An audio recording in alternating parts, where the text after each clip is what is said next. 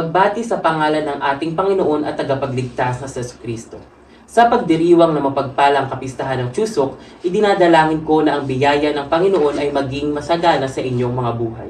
Dito, iniisip din namin ang pagsikat ng maliwanag na buwan sa gabi ng Chuseok at iniisip ang kagandahan ng pagdiriwang na ito sa Korea. Pagkabat maraming pagsubok ang aming iglesia, patuloy ang magandang paglago nito dahil sa inyong pagmamahal at mga panalangin mula sa Korea. Sa biyaya ng Diyos, na isa sa katuparan din namin ang lahat ng mga plano para sa mga taong ito.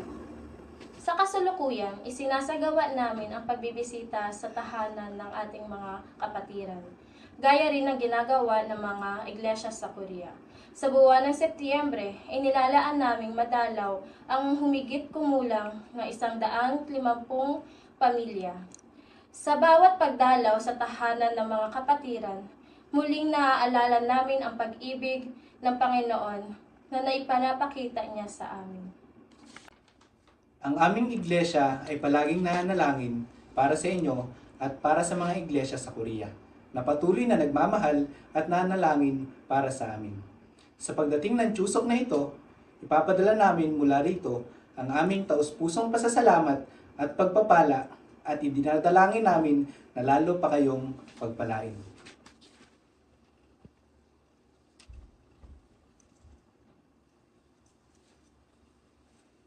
사랑합니다.